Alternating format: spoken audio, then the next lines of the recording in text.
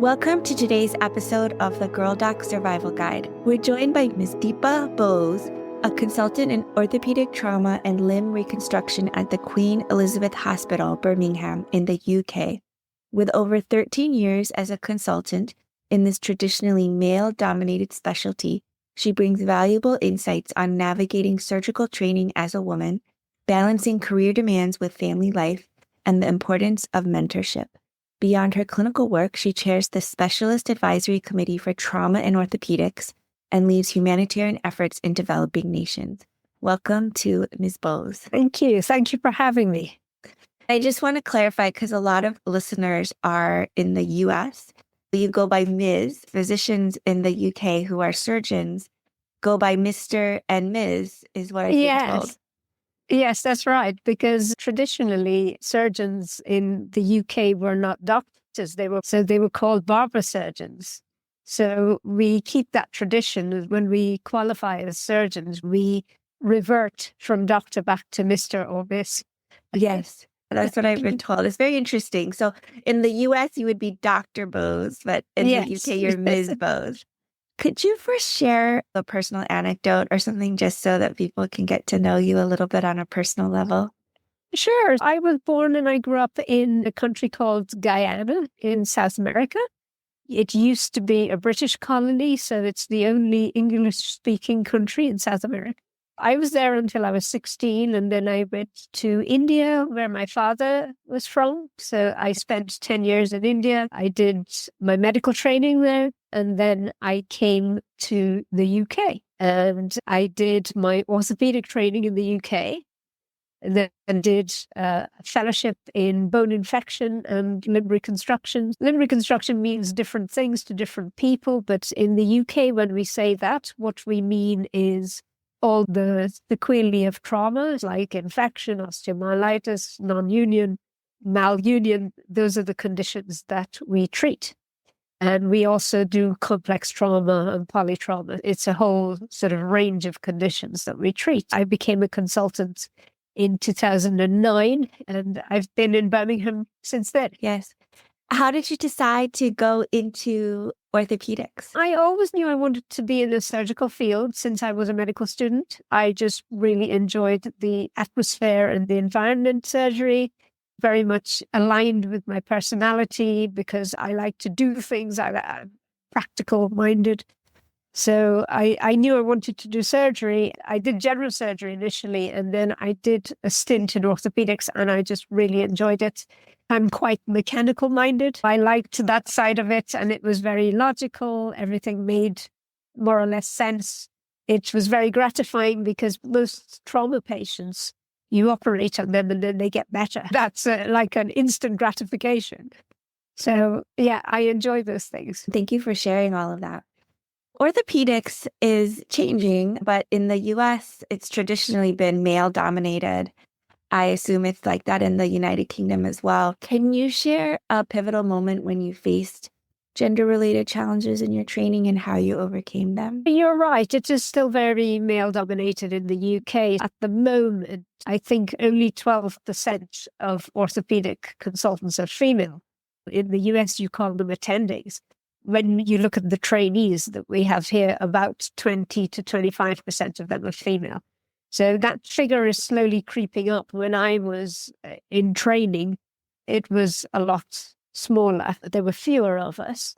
Generally speaking, the problem happens from outside the specialty rather than inside the specialty. I received a lot of support and encouragement from people who are in the specialty. But people outside the specialty really struggle to believe that women can do it because they know the stereotypes. So they think, oh, you have to be physically very strong, which just isn't true. But people outside the specialty were like, really, can you really do this? Your listeners can't see me, but I am 4 feet 11 inches and I weigh 47 kilos. So I'm not very big and I'm not very physically strong. There are a lot of misconceptions about the specialty. And then when people see that you can do it, you can do the job, then it helps people to change their minds. That's a key thing you just said, that you just have to do it and prove that you're doing it, you are doing it. And that's how you change people's minds. But it's still difficult, right? Yeah, it is difficult. I was very lucky. I had a lot of really good consultants who supported me through my training. Mentorship is really key. When I was training, I didn't realize that it had a name, but it is mentorship, and just having people who believe in you and who help you to overcome difficulties. Mentorship is really important. When you said it was people outside of the specialty, so outside of orthopedics, was that other physicians or patients or both? It's mostly other physicians, strangely enough. Patients, I've never really faced any kind of discrimination from patients. Most patients are lovely and they just want someone who can do the job. And if they know that you're capable, that's all that they want. I have one funny story about a patient when I was a new consultant. In my first year as a consultant, I had a patient who had a fracture. I went to see him on the morning of surgery and I introduced myself and I said, I'm going to be your surgeon. It was a man. And he said, oh, so I have a woman driver. I was very taken aback. I didn't know what to say. And I said, okay, so is that going to be a problem? And he thought about it and he said no. I think it's good that you were able to address it head on and just say, is that going to be a problem? And to get the answer back when he answers no, that's nice. Do you think that your international background helped you in navigating a male-dominated specialty? That's a good question. I don't know. I think it gives you an insight into talking to different people from different backgrounds, whether it's patients or other colleagues that have that other perspective. I think it's tough for anyone. I don't know. I don't know if it particularly helped per se. When you said that it was really a lot of stereotyping from other physicians, actually, I think that physicians all work very hard and care a lot about what we do and our patients. But I think because of that, because we work very hard, we're very time poor, we actually do tend to stereotype in the sense that it's fast thinking, it's system one thinking, it's quote unquote easy thinking. So we are just defaulting to easier thinking without maybe sometimes realizing if a specialty is male dominated. Traditionally, we will have in our mind, oh, the orthopedic surgeon is a big burly man who looks very strong. And often don't even realize that we're making that kind of stereotype. I'm not trying to put physicians down. Yeah, that's very true. Yeah. Are there unique pressures that women face in surgical fields, for example, when they're considering having children? Yeah, I think true. My declaration for your listeners is that I myself don't have children. However, in the past 10 years or so, I've been doing a lot of mentorship for female orthopedic surgeons. And so I'm in contact with a lot of people who manage to make it work whilst also having a family. It's definitely hard, not just for surgery, but in any acute specialty. So even if you're doing acute internal medicine or pediatrics or any busy acute specialty, I would say they all face similar problems in that we still have that fairly old-fashioned attitude where your work is supposed to come first and you're expected to always be available. Things are slowly changing. In the UK, we have brought in a lot of different initiatives. For example, you can work less than full time. It's what we used to call part-time working, but we don't use that phrase anymore because it's seen as being very judgmental, very derogatory. We say less than full time, and you can train less than full time. If you're a registrar or a resident, you can do that less than full time, and you don't necessarily have to give a reason. And the same for consultants. We could work less than full time, so that helps. But that's only the starting point. There are so many other things that require support. For example, if you have a period of parental leave and you coming back is hard. We've introduced initiatives about keeping in touch when you're not working and then supported return to work. Those initiatives have been put in place. We have a lot of information now about pregnancy when you're working and what to do when you come back and you're still lactating. So you're right. It's still a very tough environment for women who want to have families or who have caring responsibilities, it is very tough. But I feel that slowly we are starting to make a change. And it's no longer something out of the ordinary. Initially, it used to be something quite strange where people would work less than full time or people would go off on maternity leave. It used to be seen as something quite strange, but it's more acceptable now. And in fact, on our rotation now, on our program, we have a couple of male residents who share the parental responsibilities. So they take paternity leave. And in the UK, paternity leave is now a statutory right as well. So you can book paternity leave or you can share it with your partner, however you want to do it. So I feel like things are slowly changing. Okay. And those changes, when did they happen? They've been changing. Being able to work less than full time has been around for, I would say, about 20 years. Mm-hmm. But people didn't really take advantage of it because it was seen as not being particularly acceptable, but it's become more acceptable now. So I would say in the last 10 years, yes, all those things are becoming more acceptable. Things like shared parental leave has become more acceptable. You don't have to answer this if you don't want, but may I ask why you chose to not have children if it was a choice? It wasn't directly a choice. It just didn't happen for me. So I would have had them. It wasn't a deliberate choice to say I wouldn't have them, but sadly it just didn't happen. Thank you for answering that. Apologies if it was too. Not at all. Is there maybe an estimate of an average age that someone would be starting their orthopedics training there in the US? If you go straight through medical school, college medical school, and don't really take any time off to do something else, then generally people are finished with medical school around age 25. And then orthopedics training is usually at least 5 years. Ours is later because if we are, let's say, 28, 29, by the time we start, we finish 6 years later. We do actually tend to finish a lot later than people in America. That even makes it harder. Right? Because I learned in medical school peak fertility is like 27. Yeah. So if you choose to wait to try to have children till you're finished with training, which is, you don't know how difficult it's going to be.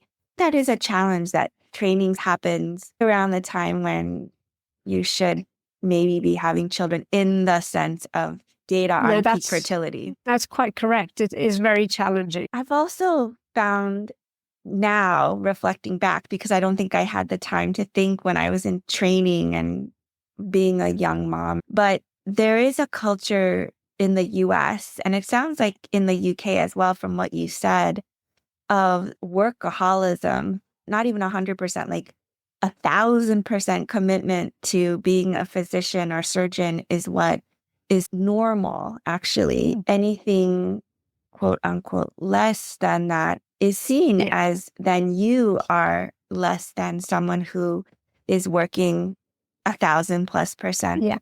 I say that because of your comments on the part-time work, which is a term which was seen as derogatory there. We still use that here in the US. And I don't know that it's considered derogatory, but I did hear a comment from a female physician maybe like 10 years ago. She's now full-time, but when her children were younger, her children are now past college. She said that she went to be part-time as a physician when her kids were younger because she wanted to be able to raise them a certain way and be present for them.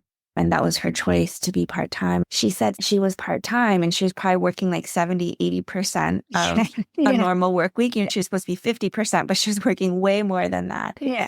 But no one would give her credit. People would just be like, oh, you're not here, or you're not here then, or you're never really here. I mean, I'm here almost as much as someone who's working full-time, but being paid nothing compared to. I think that's true. We had the same thing here as well, that just because you're not there, people think that you're not working or you're not serious. The message that I always try to send out is less than full-time doesn't mean less than committed. That's really important. That's just another way that, like, physicians were stereotyping each other. That, oh, if you are not here all the time, then you must not be committed or serious. Actually not true. It sounds like a lot of good things are happening in the UK for female and male surgical trainees, because even though it's still women who become pregnant and Yeah. physically have children. Men have personal, private lives too. Definitely. The change in thinking and the change in the way that people view these things, it's very slow change. The pace of change is glacial. It's not quick. And I wouldn't say that we're there yet. I think we still have a long way to go in how we support pregnancy and how we support people when they come back from leave. Although a lot of things are written down in policy, the challenge is how we implement them. How we actually make them work. A lot of things are written down in policy. So if I were to go to the policy of our hospital, I would see many things that actually are not implemented. And so I think the real challenge is how we make it work on a practical level. We still have a lot of work to do. I like your comment on it's how we make it work on a practical level, because that's real life. How have you integrated work life in your demanding specialty? Okay, so I'm going to say that I'm not very good at it. It's a very difficult balance. I also think that at different parts in your life, the balance falls differently. So there are times in your life where your family, especially if you have young kids, then your family tend to take priority. And then as you get older, you get to my stage, then different things take priority. It may be your health, or it may be things that you do outside medicine. So I think that balance falls differently depending on where you are in your life and where you are in your career. So it's not always going to be a perfect balance. No doubt it's challenging. And if you're like me, I wear many different hats, then it can be difficult.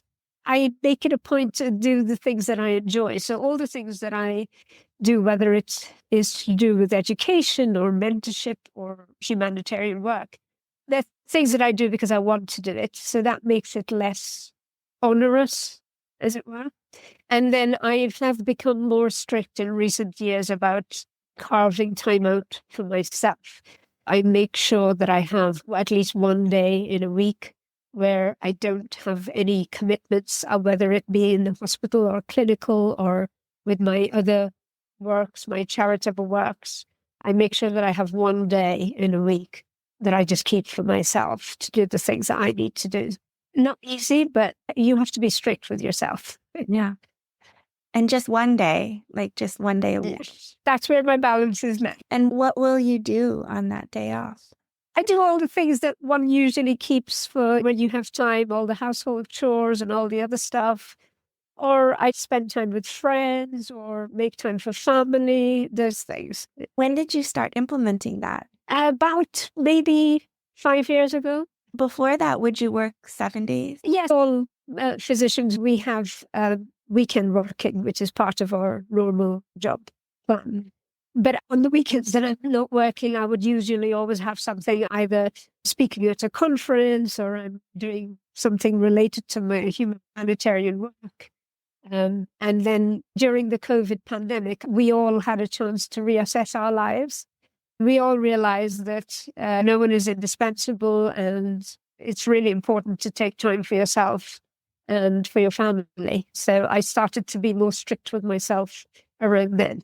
Yes. So it sounds like you set a boundary, actually, is what I would call it, with yourself. Okay, my boundary is I will work as hard as I need to 6 days of the week, but on this one day, that's my day, and I will not schedule anything.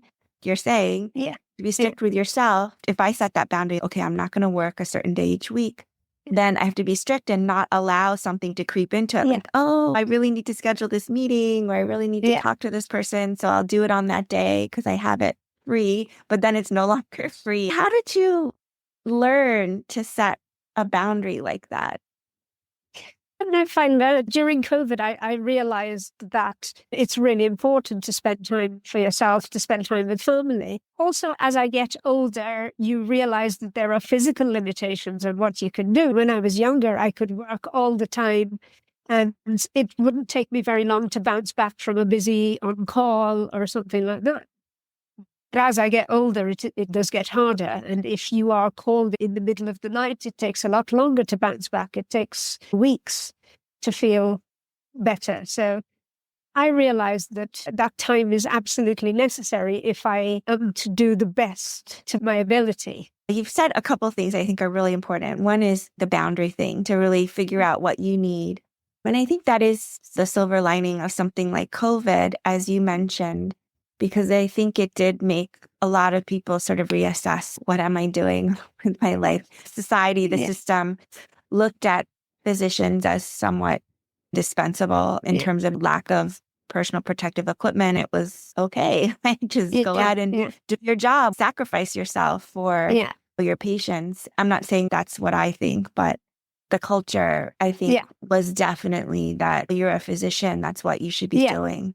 Yet I realized, and I feel silly a little bit saying this still, but I am just human. When I say that, I realize that somewhere along the way, I internalized kind of a sense that a doctor is not supposed to be human. Yes. Earlier in COVID, they would say, oh, healthcare heroes, like doctors are superheroes. No, we're not. We're just human. Yeah, absolutely. Another thing you said, which I think is really key, that there are different points in our lives. There's ups and downs. It might have been that for me or another physician during COVID, I had the time to give 1,000%, but it might have been for another physician, say, who has a newborn baby or even a challenging 3-year-old or a challenging teenager or a challenging adult child or challenges with family members, parents, or close friends who are having something going on that you may not be able to give 1,000%. COVID definitely made me realize that. Like you said, each of us at different points in our lives may have to shift the way that we balance things out. And I think that was really wise. I like what you said about the fact that you internalize that culture, because I think we do. I think it's a very toxic culture, and we do internalize it, and we do feel that we have to be bulletproof. But as you say, we are human. And in order to give the best of yourself, you need to recharge and you need to take care of yourself, because you can't be the best doctor if you haven't recharged or if you haven't looked after yourself. And I think that we're slowly starting to accept that. Yes, the culture is very toxic. For me, I didn't initially think to question the culture, but also because I was very time poor, I would just default myself to easier thinking. And it's easier to accept the prevailing culture without even really thinking about it. You mentioned earlier that you grew up in different areas, Guyana and then India and the UK, and I'm sure you've traveled all over the world. I lived in the US and South Korea, mainly just those two countries. But I think it did give me a perspective of a lot of times being an outsider. And so I think initially it made me want to just be integrated and not question the culture. But then I think as I'm older now, it's made it a little bit easier to be like, I feel like an outsider in this type of thinking, but I know what that feels like. It's okay. I'll still survive. I know I'll survive. Not that it's comfortable to feel like I'm on the outside, but I think sometimes it's necessary. Yeah, and I think that sort of physician work culture is prevalent throughout the world. I don't think it's in any one place. I've worked in India too, and I think it was like that there as well. So I think this is something that all physicians everywhere would recognize. Yeah. You mentioned mentorship earlier, that you had really great mentors in your specialty, and that helped you. That is very important, that you have mentors and models that are doing things the way that you can see can work for yourself. Can you talk about that a little bit? Yeah, sure. As I said, I didn't know the word when I was a registrar, but I had people who believed in me, who thought that I could do it. I also had people who were the opposite, who didn't believe in me, didn't think I could do it. But I was lucky enough that I have enough people who were there to encourage and support me. The great thing about mentors is that they allow you to realize your own potential. It's different from pushing you or coaching you or that kind of thing, but they just allow you to realize your own potential and provide support for you to be what you want to be. I was very lucky because I had enough of those people when I was training to allow me to become who I am today. And so I like to try and continue that. And you said something about visibility as well, having models. There's a phrase that I hear a lot here in the UK, which is that you can't be what you can't see. So if no female medical student can see a person, a female, short, small, being an orthopedic surgeon, if they can't see that, then they think, oh, this isn't for me. This is not the right specialty for me. Whereas if they see that there are people who can do the job, who don't fit into those stereotypes of being a big, beefy man who goes to the gym all the time, then they think, okay, maybe this is something that I can do. Just having the visibility and having those role models is important in attracting people into the specialty. And then once they enter the specialty, just being able to mentor and support them so that they can find their own path is really important. I like that phrase, you can't be what you can't see. I think it is true overall. And yet, when you are trailblazing, as you have done, it's not true because you didn't really see anyone, I don't think. There were a few. When I started, there were a few women who did orthopedics, not many at all. There were one or two. I did it for 6 months in India and I knew that I enjoyed it. But at that time, I didn't think that this is what I was going to do.